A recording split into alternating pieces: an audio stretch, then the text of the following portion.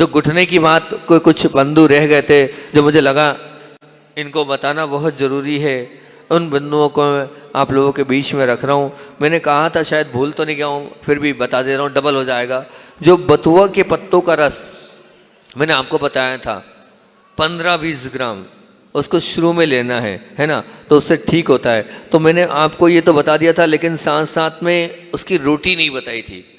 आप उस बथुआ के पत्तों की रोटी खाएं तो उन्होंने कहा था जिनको गठिया है, जिनको जोड़ों का दर्द है, उनके लिए बड़ा कार्यकारी प्रयोग है ये। बथुए की रोटी अगर आप खाएंगे तो निश्चित रूप से धीरे धीरे करके आपके जोड़ों का दर्द समाप्त तो हो जाएगा, ये निश्चित मान के चलना। तो यहाँ घुटने वाले बहुत सारे लोग बैठे हैं, उनके लिए बड़ा लाभकारी प्रयोग है। सामान्य रोटी ना खाकर आप इसकी रोटी खाएं, ये बड़ा ही लाभकारी प्रयोग है। उसके अलावा एक सामान्य सा प्रयोग है, लेकिन सामान्य सा प्रयोग होने के बाद भी बड़ा काम का प्रयोग है। ये क्या है कि 200 ml बिल्कुल नाप के आप सरसों का तेल लें और सरसों के तेल में आप 10 ग्राम कपूर डालें।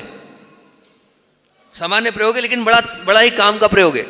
200 ग्राम सरसों का तेल लें, उसमें आप 10 ग्राम कपूर डालें और फिर उसको ढक्कन लगा दें, और ढक्कन लगाने के बाद उसको धूप में रख दें। उसको आप धूप में रख दें तो वो जो धूप में रखने के बाद ऐसी क्रिया प्रक्रिया उसके अंदर होगी और उस तेल के अंदर इतने औषधि तत्व कपूर छोड़ देगा और सरसों तेल के अंदर। अब आप एक चीज़ गर्म है और एक चीज़ ठंडी है, दोनों को मिलाएंगे, एक नया ही एक औषध बन के तैयार होगा। फिर जिन लोगों को वात विकार है, जिनको नसों का दर्द है, जिनको पीठ का दर्द है, जिनको कमर का दर्द है, जिनको हिप शूल है, उन सभी दर्दों को ठीक करता है। लग रहा होगा सामान्य है, लेकिन ये असामान्य चीज़ है, सामान्य नहीं है, बहुत काम की औषधि है। इसका भी आप प्रयोग कर सकते हैं, करें, ये हमारा भाव है। तीसरा इसमें एक जो मैंने संग में रह के पूज्य निरुपम सागर जी महाराज जी के लिए कराया था उसको भी बता देता हूँ। एक वैद्य जी रायपुर में आए थे, उन्होंने ये करवाया था। लंबे समय तक रायपुर लाभंडी पंचकल्याणक में इसका प्रयोग महाराज जी को हमने कराया। निर्गुंडी के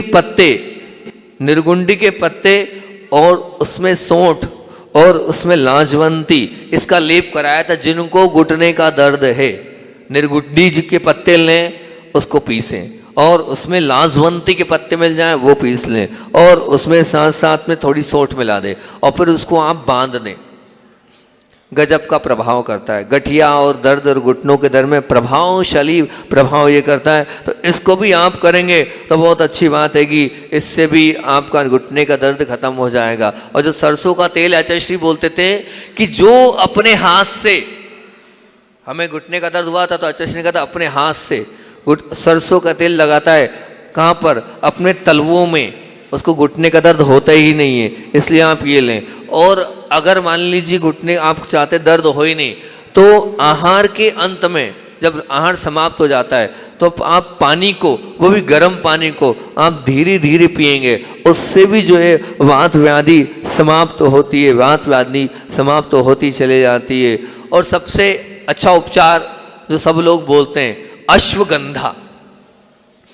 अश्वगंधा जोड़ों के दर्द के लिए महाप्रभावकारी औषधि है। उसको आपको कैसे लेना है, उबाल कर लेना है और उसमें साथ साथ में कहना चाहिए कि आप अगर उसमें रसना और निर्गुंडी भी डाल दें तो अति उत्तम हो जाएगी। तो ये जो प्रयोग थे मैंने आपको सब के सब बता दिए हैं। उसमें एक प्रयोग ये भी और बता देता हूँ कि जिनके हाथों में टेढ़ापन आ जाता है, बहुत सारे लोग हैं जिनके हाथों में टेढ़ापन आ जाता है, तो एक वैद्य जी ने हमें औषधि बताई थी कि महायोग रस गुगल और चंद्र प्रभा वटी दोनों स्वर्ण युक्त अगर डालते तो वो जो टेढ़ापन है वो भी खत्म हो जाता है, उसमें भी आराम मिलता है। और उन्होंने बताया था कि अरंडी के तेल में लहसुन मिलाकर अच्छा गर्म करें और ठंडे से मालिश करेंगे तो बहुत अच्छा होगा।